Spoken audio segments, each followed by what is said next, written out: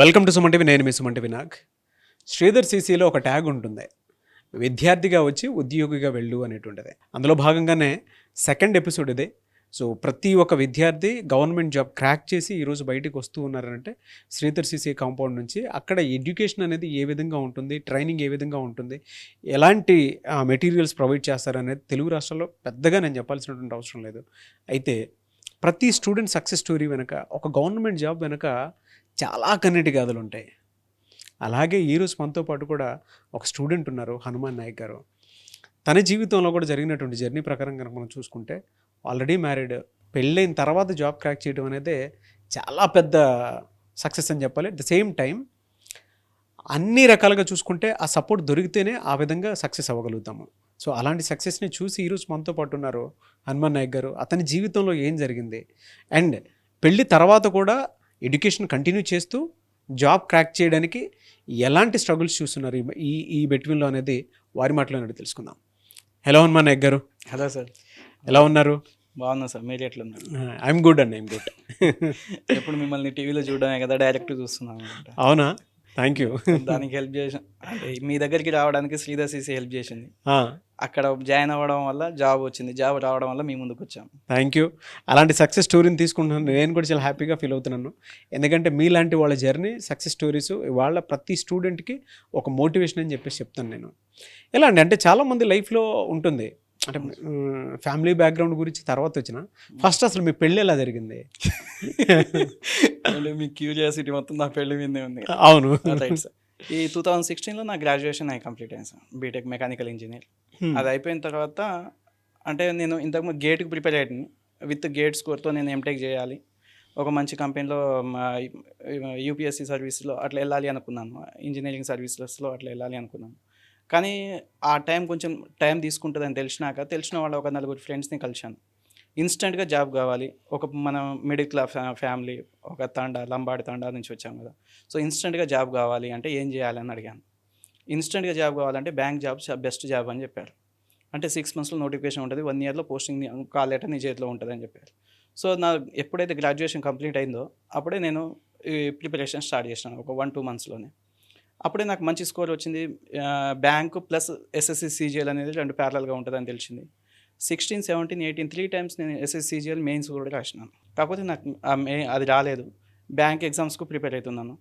ఈ టైంలోనే నాకు ఏమైంది అంటే 2018లో 17లో ఎంటెక్ జాయిన్ అవ్వాలి అనిపించింది. అంటే నేను టీచింగ్ ఫీల్డ్ని ప్రొఫెషనల్గా పెట్టుకున్నాను. సో నేను టీచింగ్ చేయాలి అంటే ఏం చేయాలి అంటే ఎంటెక్ ఖచ్చితంగా ఉండాలి అని చెప్పారు. సో దానికోసం ఎంటెక్ జాయినింగ్ కోసం వెళ్ళినప్పుడు మా మిస్సెస్ అంటే మా లైఫ్ పార్ట్నర్ నాకు అక్కడ దొరికిందనమాట. సో అది కూడా తన ఫాదర్ వల్ల నాకు దొరికింది. ఎలా ఎవరు తెలియదు నాకు. బాగా హెడేక్ ఉంటే పడుకొని ఉన్నాను. వాళ్ళ ఫాదర్ వచ్చారు, బాబు కొంచెం జరుగుతావా అన్నారు. ఆ జర్నీ తర్వాత తను పరిచయం చేసుకోవడం, మాట్లాడడం, తర్వాత ఒక 10-15 days నా కాంటాక్ట్ నెంబర్ వాళ్ళే తీసుకెళ్లారు. తర్వాత ఒక 5 days నాకు ఫోన్ చేసినారు. అసలు ఏంది, మా అమ్మాయిని కూడా చదివిస్తూ ఈ ఇంజనీరింగ్ సర్వీసెస్ పంపించాలి అనుకుంటున్నాము, ఈ ప్రాసెస్ ఏంది అంటే, గేట్ కోసం అయితే ఏస్ మేడ్ ఈజీ 2 బాగుంటాయి, దాన్ని పంపించచ్చు సార్ అని చెప్పాను. దాని తర్వాత ఆ పరిచయం వాళ్ళ అమ్మాయి దగ్గరికి వచ్చింది. ఒక 10-15 days తనతో మాట్లాడిన తర్వాత మనం పెళ్లి చేసుకుందామా అని అడిగాను. 10-15 daysకే పెళ్లి చేసుకుందామా, నేను బాగా చూసుకుంటాను నేను అంటే, నువ్వు చాలా ఇన్నోసెంట్గా ఉన్నావు కదా అంటే. తన మీద నాకున్న ఒపీనియన్ బీ ఫ్రాంక్ నేను చెప్పాలంటే, ఎంత అమాయకురాలంటే ఇప్పటికి కూడా తనకేం తెలియదు. బయటికి వెళ్తే నువ్వు బాగుంటావో లేదో, నిన్ను చూసుకుంటారో లేదో నాకు తెలియదు, ప్రాబ్లమ్స్ ఏమైనా వస్తాయేమో, నేనైతే బాగా చూసుకోగలను. నేను చెప్పిన మాట తనకి, నేనైతే బాగా చూసుకోగలను, పెళ్లి చేసుకున్నాను కాన్ఫిడెంట్గా చెప్పేశారు. ఇది నాకు అనిపించింది. వేయలేదా మీకు అప్పుడు? ఏమనిపించలేదు, చెప్పినాను, నాకు అనిపించింది చెప్పాను, నీకు నచ్చితే ఓకే, లేకపోతే లేదని చెప్పాను. సో తను కూడా నాకు కొంచెం టైం కావాలని చెప్పి భయపడుకుంటూ ఏడ్చుకుంటూ వెళ్ళిపోయింది. అట్లా మళ్ళీ ఏమైనా అవుతుందా అనుకున్నాను. అంటే తన ఫ్యామిలీ చాలా పెద్దదన్నమాట, అంత వెల్ ఎడ్యుకేటెడ్, గెస్టెడ్ ఆఫీసర్స్, అంత పెద్ద ఫ్యామిలీస్ నుంచి వచ్చిన అమ్మాయిని ఇట్లా చెప్పాను అయింది. తర్వాత నేను కూడా బాధపడ్డాను. కానీ కొన్ని రోజుల తర్వాత రైట్ మనం మ్యారేజ్ చేసుకుందాం అన్నాను. తనే చెప్పారు? తనే చెప్పింది. 2018 లాస్ట్లో అట్లా కన్ఫర్మ్ అయింది పెళ్లి చేసుకోవాలని. 19 February పెళ్లి చేసుకున్నాం. పెళ్ళైన తర్వాత పెళ్ళికి ముందు ప్రిలిమ్స్ రాసినాను, ఆర్ఆర్బి ఏఎల్పి అనే ప్రిలిమ్స్ రాసినాను ఎగ్జామ్కి. పెళ్ళైన ఒక 10-15 డేస్కి ప్రిలిమ్స్ రిజల్ట్ వచ్చింది. రిజల్ట్ వచ్చినప్పుడు తను రాసింది, అంటే తనకు కూడా నేనే అప్లై చేసినాను, ఇద్దరం క్వాలిఫై అయ్యాము. పెళ్ళయింది, గొడవలు అవుతున్నాయి, ఫైటింగ్లు జరుగుతున్నాయి, చేజింగ్లు ఫైటింగ్లు అన్నీ నడిచినాయి జీవితంలో, ఒక సినిమా లెవెల్లో నడిచింది. రైట్, ఇప్పుడు ఏం చేయాలి? అమ్మాయి ఇంట్లో ఒప్పుకోలేదా? ఒప్పుకోలేదు, ఇప్పటికీ ఒప్పుకోలేదు. ఇప్పటికి కూడా అట్నే ఉన్నాం. 7 years అయింది. ప్రిలిమ్స్ అయింది, 15 days 20 days అవుతుంది. అందరూ కొట్టుకుంటున్నారు, బాధపడుతున్నారు, ఏడుస్తున్నారు. కానీ మనకేం కావాలి? చదువుకుందామనే కదా పెళ్లి చేసుకుందాం. వీళ్ళకి భయపడో వాళ్ళకి భయపడో ఇంట్లో కూర్చుంటే మనకు నడవదు. సో చదువుకోవాలి. ఇంట్లో వాళ్ళేమో సిటీకి పంపించడానికి భయపడుతున్నారు. నేను పంపించకపోతే నేను ఎట్లా చదువుకోవాలి? నీ చదువువద్దు, పాడొద్దు, ఏమొద్దు, ఇంట్లోనే ఉండు, నేను చంపేస్తారు, అది ఇది అని కొన్ని మన ఊర్లలో ఎట్లా చెప్తారు సార్, అట్లా ముచ్చట్లు వచ్చిండే. సరే రైట్ అని చెప్పేసి ఊర్లోనే పొలం దగ్గర కూర్చొని చదువుకునేటోళ్ళు. వాళ్ళు ఫోన్లు చేస్తారు, వీళ్ళు ఫోన్, ఆ గొడవలంతా పక్కకు పెట్టేసి ఇంకా చదువు మీద బాగా కాన్సన్ట్రేట్ చేసిన. ఆ టైంలో మెయిన్స్ ఎగ్జామ్ వచ్చింది. ఇక అప్పుడే తెలిసింది ఏంటంటే ఏఎల్పి అనే జాబ్ కొంచెం టఫెస్ట్ జాబ్ అని తెలిసింది. రైట్లే, నీకు బాగానే తెలియంది కదా, నువ్వు ఇంకోటి కొట్టుకుందు, నేనైతే రాస్తా అని చెప్పిన. తను కూడా సపోర్ట్ చేసింది. ఎగ్జామ్ రాసినాను, క్వాలిఫై అయ్యాను. క్వాలిఫై అయినాక తెలిసింది ఏంటంటే అప్పటికి నేను ఊర్లోనే ఉన్నాను. ఇంకో 2 monthsలో మనకు మొత్తం షెడ్యూల్ అంటే ముందే పెట్టేస్తారు కదా. అవును. సో సైకోమెట్రిక్ ఎగ్జామ్ ఒకటి వస్తుంది. ఈ రిజల్ట్ వస్తుందా రాదా తెలియదు. ఒకవేళ వస్తే నేను రెడీగా ఉండాలి. వచ్చిన తర్వాత కాదు కదా స్టార్ట్ చేయడం. అప్పుడు మా ఫాదర్కి అవుట్ రైట్గా చెప్పేసినాను. మా ఇంట్లో వాళ్ళకి, మా బావ, మా ఫాదర్కి కూర్చోబెట్టి చెప్పాను, ఎవరేమనుకున్నా నాకేం నష్టం లేదు, నేనేం దొంగతనం చేయలేదు, ఇంకేం చేయలేదు, పెళ్లి చేసుకోవాలనుకున్నా చేసుకున్నాను, చూసుకోగలను, చదువు అనే ఒక ధైర్యం ఉంది, నేను చదువుకున్నా, నాకు చదువువచ్చు, ఆ నమ్మకం ఉంది, ఆ చదువుతోనే నేను బతకగలుగుతాను, నాకు ఇంకో ఆప్షన్ లేదు, నన్ను ఇక్కడి నుంచి బయటికి పంపించేసేయి అని చెప్పిన. ఆడికి పోకపోతే నేను చదవలేను అని చెప్పిన. సరే నీ ఇష్టం అని చెప్పినారు, డబ్బులు ఏం లేవు అని చెప్పారు. అప్పుడు తన దగ్గర ఉన్న ఒక 1000-500 ఏమో నా 500 అనుకుంటా, 500 నా చేతిలో పెట్టారు, బాగా గుర్తుంది. ఇద్దరం మిర్యాలగూడ నుంచి ఛార్జ్ పెట్టుకుని ఎల్బీ నగర్లో దిగినాం. అప్పటిదాకా ట్యూషన్ చెప్పినాను, ట్యూషన్ చెప్పిన 10-15 వేలు వచ్చేది ఈజీ మంత్లీ. ఎప్పుడైనా అడిగితే మా బావ పంపించేవాడు. తను ఒక చిన్న ప్రైవేట్ ఎంప్లాయ్, కానీ ఫుల్ సపోర్ట్ అనమాట. టుడే ఇప్పటికి కూడా చాలా సపోర్టివ్ బావ. అట్లాంటిది నేను అంటే మరీ కష్టాన్ని ఏం చూడలేదు సార్. అసలు ఏమీ లేకుండా తినకుండా పండుకున్న రోజులు అయితే లేవు. అట్లాంటిది ఆ రోజు ఊర్లో నుంచి బయటికి వచ్చిన తర్వాత చెప్పులు తెగిపోయినాయి. బాధ అనిపించింది. సరే అని దిగినాను. ఆ చెప్పులు పట్టుకొని కుట్టించుకోలేను కదా అనుకొని ఎల్బీ నగర్లో లగేజ్ పట్టుకొని నడుస్తున్నప్పుడు అది పూర్తిగా పోయింది. ఆ రోజు చెప్పులు లేకుండా ఎల్బీ నగర్ చౌరస్తాలో నడిచాను అనమాట. ఇద్దరం తెలిసిన ఫ్రెండ్స్ మెడ్చల్లో ఉండే. సరే నేను ఇక్కడికి వస్తున్నా అని చెప్పి వాళ్ళ ఇంటికి వెళ్ళాము. ఆ రోజు చెప్పులు లేకుండా పోయినాను, ఏడుపు వచ్చింది. అక్కడికి పోయిన తర్వాత మన దగ్గర ఒక 200-300 ఏమో మిగిలినాయి, ముందు వెనకాలని చూసుకుంటే. దాంతో గుర్తుంది, 1 kg రైస్, ఓ ప్రియా పచ్చడి, పెరుగు ప్యాకెట్. ఆ రైస్ వండుకోవడానికి ఫ్రెండ్స్ హెల్ప్ చేసినారు, దాంతో తిన్నాం. ఇంకా నెక్స్ట్ డే ఏం చేయాలి? మనకు వచ్చింది చదివే కదా. ఈ రిజల్ట్ వస్తుందో రాదో తెలియదు, నువ్వైతే ఆ సైకోమెట్రీ అనేది ఎట్లుంటుందో ఏంది అని మొత్తం తెలుసుకో అని చెప్పింది. అది తెలుసుకునే పనిలో నేనున్నా, ఎంప్లాయ్మెంట్ దేవులాడుకునే పనిలో తనుంది. తనకు కూడా ఏం చెప్పినా అంటే, నాకు తెలిసింది ఎంప్లాయ్మెంట్ అనేది ట్యూషన్ ఒక్కటే, సో నువ్వు కూడా ట్యూషన్స్ చెప్పడానికి ఇష్టపడు, టీచింగ్ ఫీల్డ్ చాలా బాగుంటుంది, నువ్వు చెప్పగలవు అంటే నాకు భయం అన్నది. లేదు, ఒక 2 సార్లు నాకు చెప్పు, నేను చెప్తా, ఎట్లా చెప్పాలో చెప్పు అంటే, ఆ మ్యాథమెటిక్స్ అని నేను చెప్పేటోడిని, ఇట్లా చెప్పాలి రైట్ అని తను కూడా. అప్పుడు ఈ టైంలో మాకు ఒకసారి అక్కడ జిరాక్స్ సెంటర్ ఉంటుండే సార్, ఆ సార్ పేరు కూడా శ్రీధర్. ఒకరోజు జిరాక్స్ కోసమని వెళ్ళాను. వెళ్తే సార్ మాకు ఇట్లా ట్యూషన్స్ కావాలనుకుంటున్నా అంటే, మీ నెంబర్ రాసిపోండి సార్ అన్నారు. ఆ జిరాక్స్ సెంటర్ దగ్గర నెంబర్ రాసినాను. ఒక 3-4 డేస్లో ఒక ఫోన్ వచ్చింది. మెడ్చల్ బస్ స్టాండ్ దగ్గర ఉండేటోళ్ళం మేము. అక్కడ నుంచి రైల్వే స్టేషన్ దగ్గరికి 3.5-4 kilometers ఉంటుంది. అక్కడికి వెళ్ళి 2 పాపలకు ట్యూషన్ చెప్పాలి సార్, వాళ్ళు చెప్తే మీకు 3000 ఇస్తారని చెప్పారు. పోనీ 3000 అయితే కిరాయి అయినా పోద్ది కదా, ఇంటి కిరాయి 1500 కిరాయి ఉండేది, 1500 మిగులుతుంది కదా అనుకున్నాను. ఇంటికి వచ్చి ఇదే మాట మా మిస్సెస్కి చెప్పాను. తను చెప్తే, ఆ ట్యూషన్ చెప్పాల్సింది నువ్వు కాదు, నేను చెప్పుకుంటా, నువ్వు మొత్తం ఫోకస్ ఈ ఎగ్జామ్ మీదనే పెట్టు, తర్వాత సంగతి తర్వాత చూసుకుందామని చెప్పింది. అని చూస్తే ఫస్ట్ రోజు మాట్లాడడానికి డెమో వేయడానికి పోయినప్పుడు 4 kilometers పోవడము రావడము. తను ఏ రోజు కూడా కార్లోకి వెళ్ళి కింద కాలు పెట్టలేదు. వాళ్ళ ఫాదర్ వచ్చేటోళ్ళు, కార్లో తీసుకుపోయేటోళ్ళు, కార్లో దింపేటోళ్ళు, పెద్ద ఫ్యామిలీ, గెస్టెడ్ ఆఫీసర్ల ఫ్యామిలీ. అట్లాంటి అమ్మాయిని నేను 4 kilometers వాకింగ్ చేయించాను. అంటే ఇంటి దగ్గర నుంచి ఆడికి పోవడం, ఆడ నుంచి ఇంటికి రావడం, నైట్కి ఇంటికి వచ్చేసరికి 10 అయింది. ఆ రోజు బాగా బాధపడ్డాను. ఇన్ఫ్యాక్ట్ ఏడ్చాను కూడా. సారీ ఏమనుకోకు అని చెప్పాను. అంటే నేను ఇంత 10 వరకు ఒక ఆడపిల్లని రోడ్డు మీద నడిపించాను అని ఆ గిల్టీనెస్ నాకు ఇప్పటికీ ఉంటుందన్నమాట. సో అయినా పర్లేదని చెప్పేసి ఆమె ఎంతైతే కష్టపడ్డదో అదే ఫోకస్ నేను దీని మీద సైకోమెట్రిక్ ఎగ్జామ్ మీద పెట్టాను. ఆ టైంలోనే ఈ రిజల్ట్ వచ్చింది. రిజల్ట్ రాగానే శ్రీధర్ సిసి వాళ్ళు ఒకటి అనౌన్స్మెంట్ ఇచ్చారు. ఎవరైతే CBT2 మెయిన్స్ ఎగ్జామ్ క్వాలిఫై అవుతారో వాళ్ళ హాల్ టికెట్ కనుక దీంట్లో పెడితే, వాళ్ళ వెబ్సైట్లో పెడితే మీకు ఫ్రీ యాక్సెస్ ఇస్తాం మేము సైకోమెట్రిక్ టెస్ట్కి అని చెప్పారు. అది అసలు ఒకవేళ మనం కోర్స్ తీసుకోవాలంటే 5-10 వేలు అవుతుంది. వీళ్ళు ఫ్రీగా ఇస్తున్నారు కదా. ఇంకా మా మిస్సెస్ ఏం చేసిందంటే నాకు తెలియకుండానే అది డౌన్లోడ్ చేసింది, అందులో పెట్టింది. ఇక రేపటి నుంచి శ్రీధర్ సిసి వాళ్ళు రోజు ఎగ్జామ్స్ పెడతారంట అని చెప్పింది. అసలు మీరు నమ్మరు కానీ వాళ్ళు ఒక 1000-1500 ఎగ్జామ్స్ పెట్టుంటే నేను వాటిని ఒక్కొక్క ఎగ్జామ్కి రీఅటెంప్ట్ ఎగ్జామ్స్ ఉంటాయి కదా, ఒక్కొక్క దానికి 4-5 సార్లు రాసి ఉంటాను నేను. నాకు ఇంకో ఆప్షన్ లేదు, నాకు జాబ్ కావాలంతే. ప్రిలిమ్స్ వచ్చింది, మెయిన్స్ వచ్చింది, సైకోమెట్రీలో నాకు పోవద్దు. ఆ సైకోమెట్రీ ఎగ్జాము దాంట్లో రిజర్వేషన్ ఉండదు. నాకు రిజర్వేషన్ బ్యాక్గ్రౌండ్, కానీ సైకోమెట్రీలో రిజర్వేషన్ ఉండదు. ఓవరాల్ అందరూ క్వాలిఫై కావాలి, అందరికీ మినిమం 18 మార్క్స్ రావాలి. బహుశా నాకు తెలిసినంత వరకు సైకోమెట్రీ ఎగ్జామ్లో హైయెస్ట్ స్కోర్ చేసి నేను 27 మార్క్స్ చేసినాను. ఎందుకంటే తర్వాత అవుట్ ఆఫ్ 30 నాకు ఇంకో ఆప్షన్ లేదు. ఆ పేపర్ని అయితే శ్రీధర్ సిసి పెట్టిన పేపర్ని ఒక్కొక్క పేపర్ని 3 సార్లు రాసి ఉంటుంది నేను. ఇంకో పని లేదు, పొద్దున్నే లేవడము, కూర్చోవడము, ఇంక ఎగ్జామ్స్ రాయడము, లేవడం, కూర్చోవడం, ఎగ్జామ్స్ రాయడం, బయటికి పోవడం. బయటికి కూడా ఏం లేదు, మనకేం పని లేదు. బయటికి పోవాలంటే డబ్బులు కావాలి, అది లేదు మన దగ్గర. లేడని చెప్పి అవుట్ రైట్గా ఆ ఎగ్జామ్ రాసినాను. అట్లా అది అయిపోయిన తర్వాత కొంచెం రిలాక్స్ అయినా. 1 డే రిజల్ట్ వచ్చింది, క్వాలిఫై అని చెప్పి.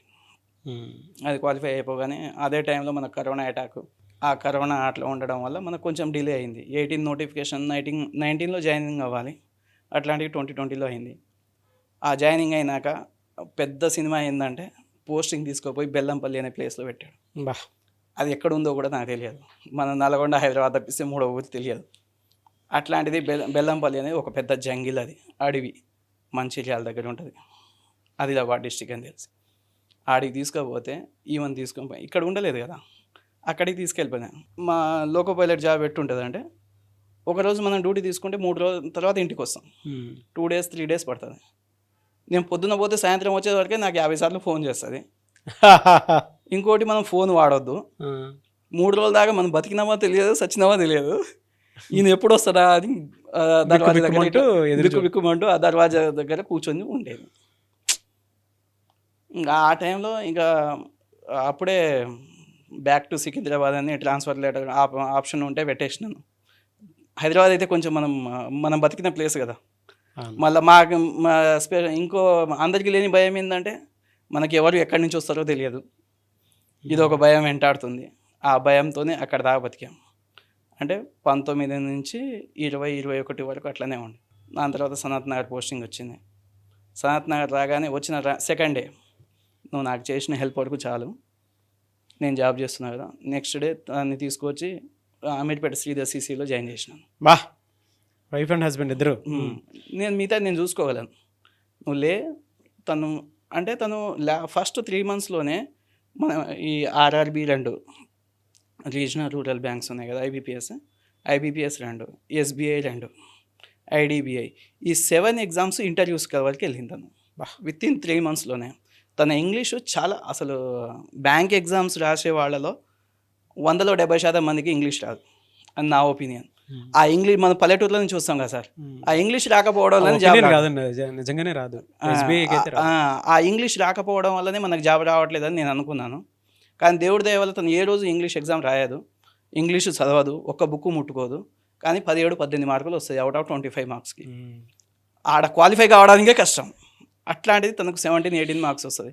కానీ మ్యాథడ్ క్వాంట్ దగ్గరికి వచ్చేసరికి మొత్తం 0 అయిపోతుంది. తనకున్న ప్లస్ అది, మైనస్ ఇది. మామూలుగా ఇన్స్టిట్యూట్లో 100 మందిలో 99 మందికి మ్యాథ్స్ వస్తుంది, కానీ ఇంగ్లీష్ రాదు. అరే దేవుడు నీకు ఇది ఇచ్చాడు, నువ్వు చాలా ఈజీగా అయిపోవచ్చు అని చెప్పి తను మోటివేట్ చేసి సుధీర్ సార్ దగ్గరికి తీసుకెళ్ళాను. సార్ తను మ్యాథ్స్ అంటే భయపడుతుంది సార్, మా కండిషన్ ఇది, సినిమా ఇది అని మొత్తం చూపించాను సార్కి, ఓ 3D పిక్చర్ చూపించాను. నాకు ఇంకో ఆప్షన్ లేదు, నేను జాబ్ చేయాలి, తను జాబ్ కొట్టాలి అని చెప్పినాను. నేను చూసుకుంటాను బ్రదర్, దాన్ని ఏం లేదు, నువ్వు నాకు ఇంతగానో చెప్పాలా అన్నాడు. ఆ రోజు శ్రీధర్ సార్తో మాట్లాడిన మాటలు ఇప్పటికి గుర్తున్నాయి అనమాట. తను రిసీవ్ చేసుకున్న పద్ధతి, చాలా బిజీగా ఉంటారు కదా సార్. అవును. ఇట్లా మీ స్టూడెంట్స్ నా కండిషన్ ఇస్తారని చెప్తే నేను చెప్పినంతసేపు విన్నారు పాపం. విన్నాక సెకండ్ డే నుంచి తను కనిపించిన ప్రతిసారి ఏమ్మా ఎట్లుంది, ఈ మార్క్ టెస్ట్ ఎన్ని మార్క్స్, ఈ మార్క్ తను సార్ రోజు పలకరించేసరికి ఒక బూస్టప్ ఎక్కువైంది, కాన్ఫిడెన్స్ ఎక్కువైంది. ఒక ఇంగ్లీష్ సారు, ఒక రీజనింగ్ సార్ అని చెప్పింది, చాలా బాగా హెల్ప్ చేస్తారు అని చెప్పింది. అట్లా తనకు కూడా అదే ప్రిలిమ్స్ మెయిన్స్ ఇంటర్వ్యూ వరకు వెళ్ళేసరికి ఆ ఎల్ఐసిలో ఏడిఓ అని ఒక పోస్ట్ పడింది, అప్రెంటిస్ డెవలప్మెంట్ ఆఫీసర్ అని. అది తను క్రాక్ చేసింది. ఆ ఇంటర్వ్యూ ఉండేది.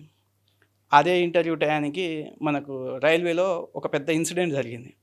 ఇక్కడ వెస్ట్ బెంగాల్ దగ్గర కాంచన్గంగా అని ఒక ట్రైన్ యాక్సిడెంట్ జరిగింది. మీకు ఐడియా ఉండి ఉంటుంది. కాంచన్గంగా అని ఒక పెద్ద యాక్సిడెంట్ జరిగితే చాలామంది చచ్చిపోయినారు అనమాట. లైవ్ డెత్స్ జరిగినాయి అక్కడ. అయితే నేను ముందే ఎక్స్పెక్ట్ చేసినాను ఏమని, తన బ్యాక్గ్రౌండ్ ఫ్యామిలీ బ్యాక్గ్రౌండ్ అడుగుతారు. మీ హస్బెండ్ పెళ్ళయిందని చెప్తుంది, మీ హస్బెండ్ ఏం పని చేస్తారు అని చెప్తారు, రైల్వేలో అంటారు. వాళ్ళు ఏం అడుగుతారు, రైల్వేలో మొన్ననే ఒక ఇన్సిడెంట్ జరిగింది కదా, దాని గురించి తెలుసా అన్న. 4 రోజులు దాని గురించే ట్రైనింగ్ ఇచ్చాను అన్నమాట.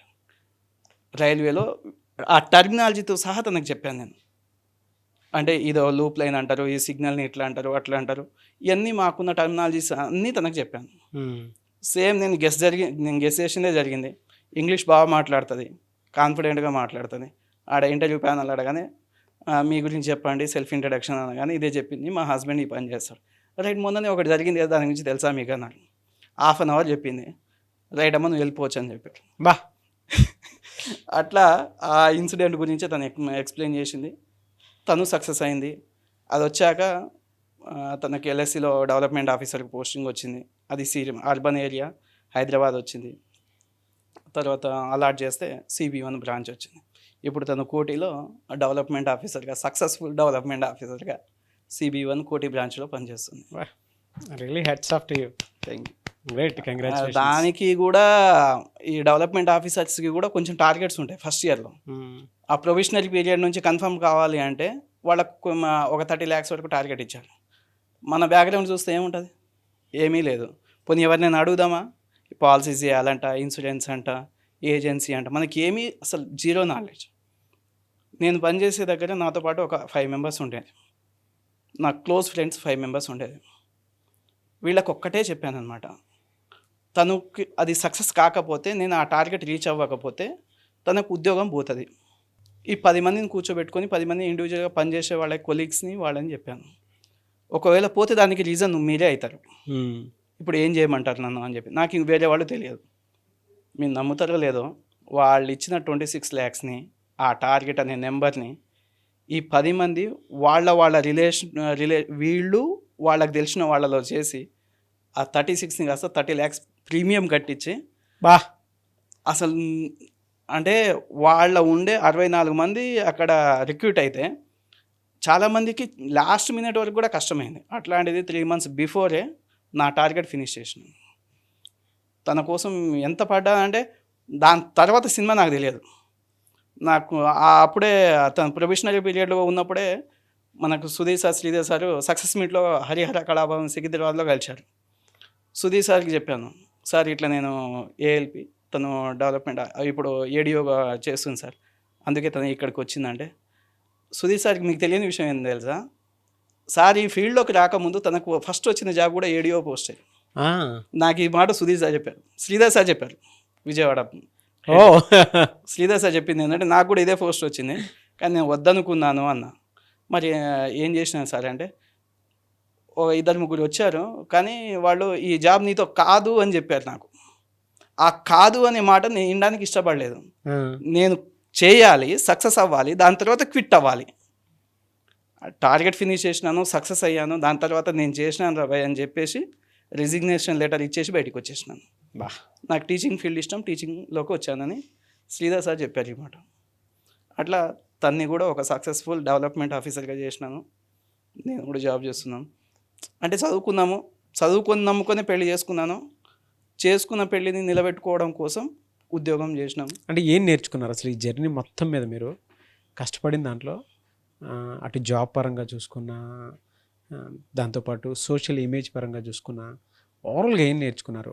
అంటే ఎట్లాగో బతికారు. సోషల్ లైఫ్ అనేది చాలా నేర్పిస్తుంది సార్.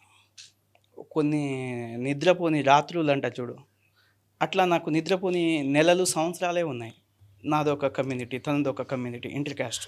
ఇంటికి వచ్చాక వీళ్ళ సైడ్ నుంచి నేను మా వాళ్ళు ఒక 10 మంది కూర్చుంటే నేను చెప్తే వింటారనమాట. వీడు చదువుకున్నోడు, వీడికి అన్నీ తెలుసు, వాడు చెప్పింది నేను వినాలి అని మా ఇంట్లో నా మీద ఉన్న ఇమేజ్, ఫ్రెండ్ సర్కిల్లో అదే ఇమేజ్, వాళ్ళ ఇంట్లో అదే ఇమేజ్ వాళ్ళకు సంబంధించి.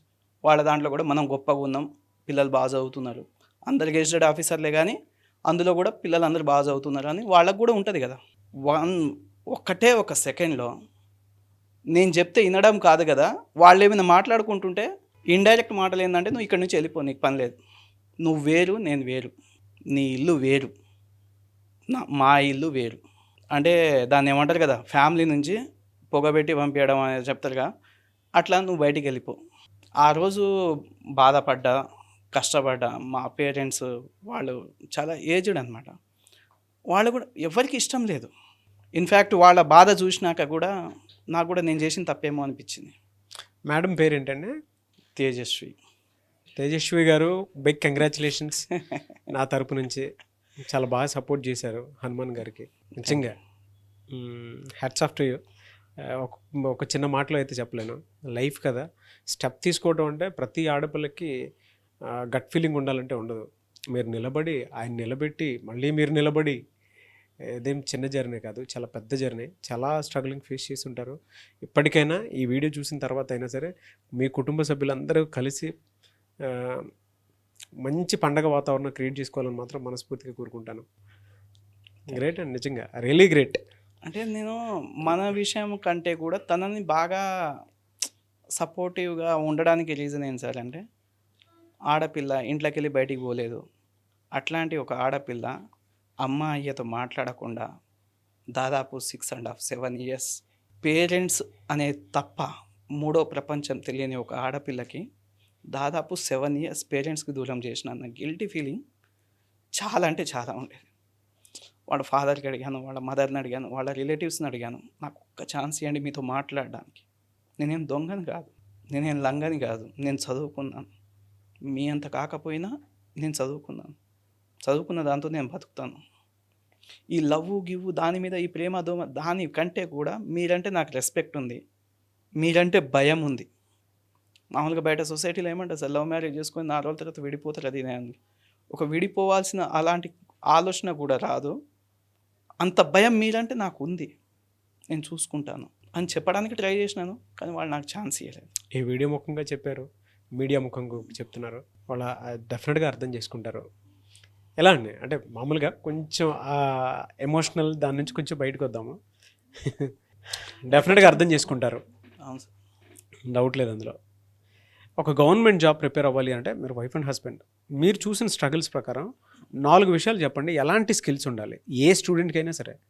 ఎందుకంటే ఇప్పుడు అసలు ఒక్కళ్ళే కూర్చొని సొంతగా ప్రిపేర్ అయ్యి చదవాలంటేనే కొంతమందికి కష్టమైపోతుంది, ఈవెన్ బ్యాక్గ్రౌండ్లో అన్నీ ఉన్నా కూడా. అలాంటిది మీరు పెళ్ళి అయిపోయిన తర్వాత, బాబు పుట్టిన తర్వాత, ఇంకా మీరు బాబు పుట్టక ముందే జాబ్ వచ్చింది, పెళ్ళయింది, దాని తర్వాత 6 years తర్వాత బాబు. మళ్ళీ అదొక స్టోరీ. పెళ్ళయింది 6 years అయింది, ఇంకా పిల్లలు లేరని అదొకటి ఉంటే చూడండి, అది ఇంకా ఘోరంగా ఉంటుంది. మన ఇంటెన్షన్ ఏంటంటే మనం పిల్లల కండానికి కాదు జాబ్ చేసుకుంది, మనం బతకడానికి. దానికోసం ఫస్ట్ జాబ్ కావాలి, లేదంటే పిల్లలు కన్నా అనుకో అందరు ఇదే పని చేస్తారు, మీకు వాళ్ళకి ఏం తేడా అంటారు. ఫస్ట్ ఉద్యోగం సంపాదించు, సెటిల్ అవ్వు, దాని తర్వాత పిల్లల్ని గాను. ఈ ప్లాన్ మనది. బయట మాట్లాడేది ఏంటంటే ఇంటి దగ్గర నుంచి పిల్లలు లేరు.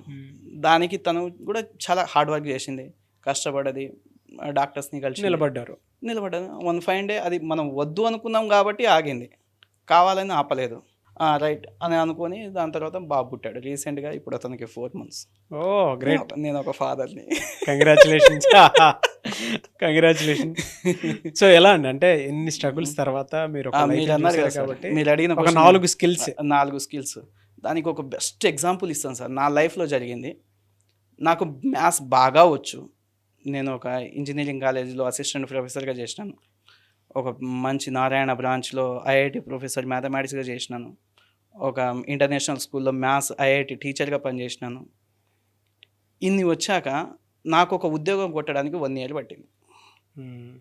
కానీ ఇదే స్టోరీని కొంచెం పక్కకు తిప్పి చెప్తే మా రిలేటివ్ ఒక అమ్మాయి ఉండేది. ఇదే దిల్షునార్లో ఉండేటోని. తను కంప్లీట్గా డిగ్రీ బ్యాక్గ్రౌండ్, మ్యాథమెటిక్స్ అంటే తెలియదు. ఒక విలేజ్ నుంచి వచ్చిన అమ్మాయి. అన్న నాకు మ్యాథ్స్ వస్తలేదన్న అని చెప్పింది. చాలా భయపడేది. సిన్సియర్ అమ్మాయి, చదవాలన్న పట్టుదల బాగుండేది. ఎగ్జాంపుల్గా నేను చెప్తున్నా అంటే తనకు అడిషన్స్, మల్టిప్లికేషన్స్ ఇవి నేర్పి అన్న, నాకు ఫాస్ట్గా ఎట్లా చేయాలి నేర్పి, అసలు ఇవి ఎట్లుంటాయి, దీన్ని ఫాస్ట్గా ఎట్లా చేయాలి, బేసిక్స్ అడిగింది. ఆ అమ్మాయికి నేను నేర్పించడానికి వారం పట్టింది. కానీ తను నా దగ్గర నేర్చుకున్న అమ్మాయి తను ఇవాళ బ్యాంక్ పిఓగా పనిచేస్తుంది.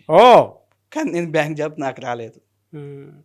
అంటే నేను ఏం చెప్పదలుచుకున్నా అంటే బ్యాంకింగ్ సెక్టర్, రైల్వేస్, ఏ జాబ్కైనా కావాల్సింది ప్రాక్టీస్ సార్. మన తెలివి ఎవ్వరికి అక్కర్లేదు. శ్రీధర్ సార్, సుధీర్ సార్ ఇదే చెప్తారు ఇన్స్టిట్యూట్లో కూడా. వాళ్ళు చెప్పేటప్పుడు కూడా ప్రాక్టీస్. మీకు వచ్చిన నాలెడ్జ్ని పక్కకు పెట్టండి. నేను ఏదో ఎంపీసీ స్టూడెంట్ని, నాకు మ్యాథ్స్ మొత్తం వచ్చు అని మనం అనుకుంటాం చూడండి, దాన్ని పక్కకు పెట్టండి క్వశ్చన్. మేము ఏదైతే చెప్తున్నామో ఈ ట్రిక్స్ ఫాలో అవ్వండి, మీ జర్నీ ఈజీ అవుతుంది అని చెప్తారు. ఆ అమ్మాయికి నేను ఏదైతే చెప్పానో ఆమెకి ఇంకోటి తెలియదు కదా, దాని సైడ్ పోలేదు. నేను చెప్పిందే ఇన్నది, దాన్నే 10 సార్లు ప్రాక్టీస్ చేసింది. నాకు మ్యాథ్స్ రాదేమో అన్న భయానికి 24 గంటలు చదివింది. నేనేంది నాకు అన్నీ వచ్చు కదా అని రోజుకు 4 గంటలు చదివినాను. అంటే మన ఈ లైఫ్లో మనం ఎక్కడ మిస్టేక్స్ చేస్తాము అంటే నాకు అన్నీ వచ్చులే, ఈ టాపిక్ నాకు వచ్చులే అని పక్కకు పెట్టేస్తాం చూడండి, అది తప్పు. మనకు వచ్చినా రాకపోయినా రోజు రోజుకు అప్డేట్ అవుతుంది. నెక్స్ట్ జనరేషన్ మనకన్నా ఫాస్ట్ ఉంటుంది. So more and more practice కావాలి. ఒక గవర్నమెంట్ జాబ్ కావాల్సింది ఓపిక, కన్సిస్టెన్సీ, ప్రాక్టీస్.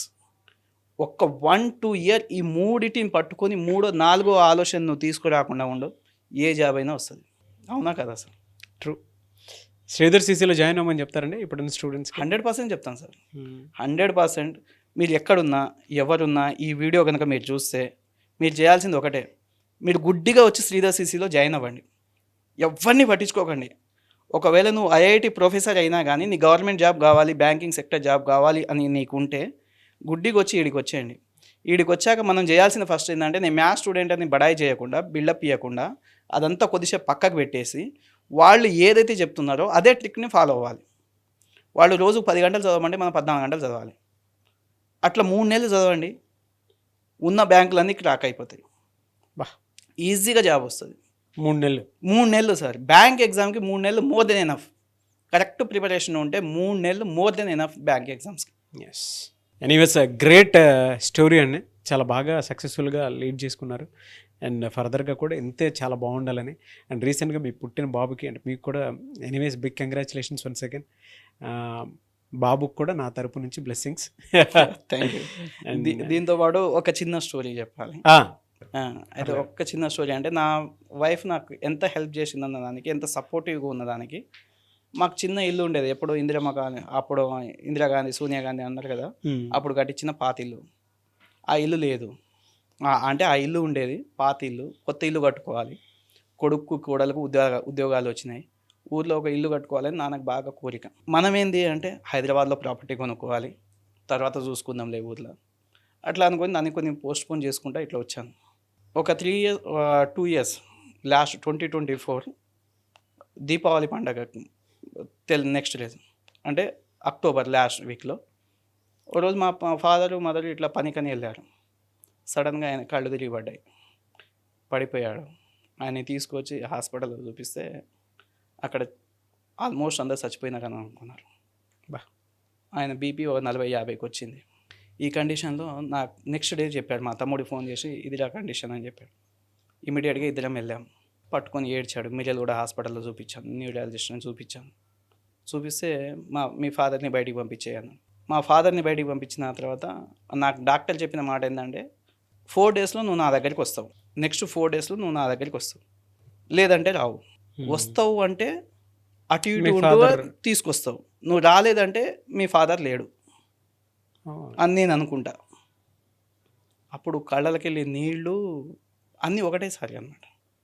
ఆ కండిషను నాతో పాటే నడిచి వచ్చిన మనిషి మాట్లాడుతున్న మనిషి 4 డేస్ తర్వాత మీ ఫాదర్ నీకు లేరు అంటే ఎట్లుంటుంది సార్? ఆ పెయిన్ని తట్టుకోలేకపోయినాను. సరే అని ఇంటికి వెళ్ళాను. మా పిన్ని మా అందరు పెద్దనాన్నలు బాబాయిలు అందరూ వచ్చారు, మాట్లాడుతాం. మా అత్త వాళ్ళు వచ్చిండే. ఆ టయానికి మా నాన్న ఇంట్లోకి వెళ్ళి బయటికి వెళ్ళి ఇంటి వెనకాలనే పొలాలు ఉంటాయి, పొలం దగ్గరికి వెళ్ళి వస్తా అని చెప్పి పోయిండు. ఈయన పోయిండు, మా అత్త వాళ్ళు వచ్చిర్రు. మా పెద్దనాన్న వాళ్ళు ఉండి నాన్న అడిగిరా అంటే ఇట్లా పొలానికి వెళ్ళిన పెద్దనాన్న అన్న. అత్త వాళ్ళు వచ్చారు కదా చూసిపోదామని నాన్నని పిలుచుకురాపో అన్నాడు. సరే అని పోయి పిలిచాను. పిలిస్తే మా పొలం దగ్గర ఒక బావి ఉంటుంది. నేను పిలిస్తే చూసినాడు, వస్తున్నా అన్నాడు. ఒక 10 అడుగులు ముందరికేసి మళ్ళీ వెనకకి తిరిగి చూసినాడు. వెనకకి తిరిగి చూసి అక్కడ ఒక 2 నిమిషాలు ఉన్నాడు. నేను అనుకున్నాను కదా మా ఫాదర్ బీడీ తాగే అలవాటు, చుట్ట తాగే అలవాటు ఉంటుంది. సో చుట్ట వెలిగించుకోవడానికి ఉన్నాడేమో అని అనుకున్నాను. నా దగ్గరికి అది అయిపోయిన తర్వాత నా దగ్గరికి వచ్చాడు. 5 నిమిషాలు పట్టింది. ఏమైంది, ఎందుకు వచ్చినావా? చూసిపోదామని వచ్చినట్లా అన్నాడు. మరి అక్కడెందుకు నిలబడ్డావు అన్న. అంటే నేను నెక్స్ట్ డే నేను హైదరాబాద్ వచ్చి చూపించుకోవాలి హాస్పిటల్లో. మా ప్రోగ్రామ్ ఇది, రేపు హాస్పిటల్ హైదరాబాద్ పోదాం నాన్న అని చెప్పిన. అయితే అక్కడ నిలబడి వెనక తిరిగేందుకు అక్కడ ఎందుకు నిలబడ్డావా అన్న. బీడీ తాగినావా అన్న. బీడీ కాదు, మా అమ్మ అయ్య అక్కడే ఉన్నారు కదా, వాళ్ళు చచ్చిపోయినారు కదా, నేను నా పిల్లలకు దూరం అయిపోతానేమో అని మా అబ్బాయికి దండం పెట్టుకున్నా అన్నాడు. వస్తే మీ దగ్గరికి వస్తాను, లేకపోతే నా పిల్లలతో ఉండడానికి కొంచెం నాకు టైం ఇవ్వండి అని మా అమ్మ అయ్యకి దండం పెట్టుకున్నా అన్నాడు. బాగా ఏడ్పొచ్చింది.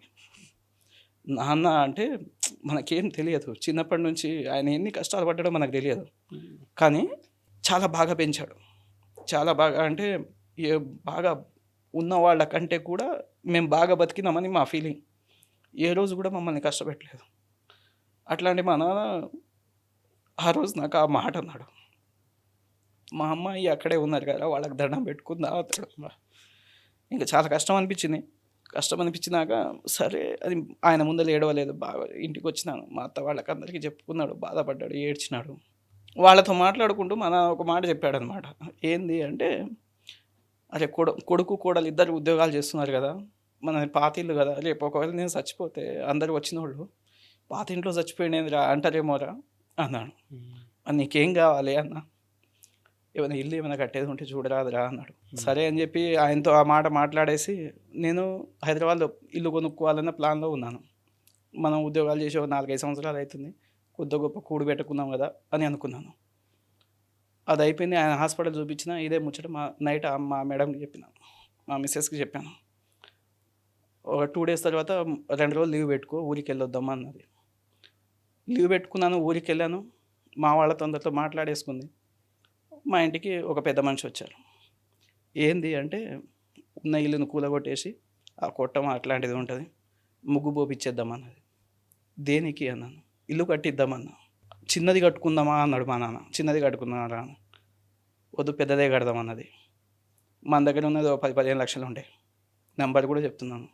కానీ ఆ ఇల్లుకు 30 లక్షలు అయింది. మా ఊర్లో ఒక లంబాడి తండాలో 30 లక్షలు ఒక కొడుగ్గా పెట్టడానికి నేను గర్వంగా ఫీల్ అవుతాను. దానికి పక్కింటి నుంచి వచ్చిన అమ్మాయి అంత పెట్టడానికి కూడా నాకు సపోర్ట్ చేసింది. మీ పేరెంట్స్కే కదా, ఎంతైనా పెట్టేసి ఓ మంచి ఇల్లు ఉండాలి వాళ్ళకి.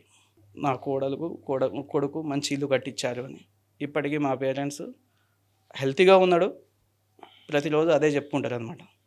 నా కొడుకు కోడలు ఇంత పెద్ద ఇల్లు కట్టించి ఇచ్చారు. ఆ విషయంలో నాకు అంత డబ్బు పెట్టడానికి సపోర్ట్ చేసిన మా వైఫ్కి, నా భార్యకి చాలా థ్యాంక్స్గా నేను ఎప్పుడు చెప్తుంటా, మీ ద్వారా కూడా చెప్తున్నాను. అంటే నాకు ఆ నెంబర్ పెట్టడానికి అంత పెద్ద అమౌంట్ అంటే మన దగ్గర ఇంకేం ఉంచుకోలేదు సార్, ఉన్నదంతా పెట్టేసినాను. ఉన్నదంతా పెట్టడానికి సపోర్ట్ చేసింది అనమాట నాకు. Hats off to her. Thank you. ఉన్నారా మీ ఫాదర్ ఇప్పుడు? ఉన్నారు. ఈరోజే నేను వస్తూ అతనికి మిడిల్ కూడా బస్సు ఎక్కించి నేను ఇటు వచ్చాను. ఓ వెరీ గుడ్. మొన్ననే వచ్చిండే, అడిగానని చెప్పండి. థ్యాంక్స్. Great story. ఇలాంటి ఇన్స్పైరింగ్ స్టోరీస్ తోటే చాలామంది వాళ్ళ వెనక చాలా పెయిన్ ఉంది, ఎంత పెద్ద సక్సెస్ఫుల్ లైఫ్ చూస్తున్నారు అని అంటే. Thank you, hats off to you once again. I wish you all the best. Thank you. So ఎవరు ఎక్కడి నుంచైనా అప్రోచ్ అవ్వచ్చా మిమ్మల్ని? అప్రోచ్ అవ్వాలంటే డెఫినెట్గా మాకు ఫీడ్బ్యాక్ సిస్టమ్ అనేది ఒకటి ఉంటుందండి. ఏ బ్రాంచ్లో స్టూడెంట్ అయినా వాళ్ళకి కష్టం కలిగితే ఫీడ్బ్యాక్ అని వాళ్ళ అకౌంట్లోనే ఉంటుంది. అది కనుక పెడితే దాన్ని నేనే చదువుతాను. అవసరాన్ని బట్టి ఫోన్ చేసి కూడా పిల్లోడికి కష్టం బాగా ఎక్కువ ఉంది అంటే నా అంతటి నేను ఫోన్ చేసి కూడా మాట్లాడతాను. Great sir. ఆ ఫీడ్బ్యాక్లన్నిటికీ ఆన్సర్ కూడా నేనే పెడతానండి. అదే అండి, ఒక్కొక్క టీచర్గా కాకుండా ఫాదర్హుడ్ నేచర్ తోటి Yes. స్టూడెంట్స్ని గైడ్ చేస్తారు. డెఫినెట్గా అండి.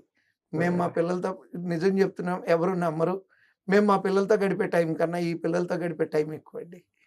True sir. Anyways thank you so much Sridhar sir. Thank you.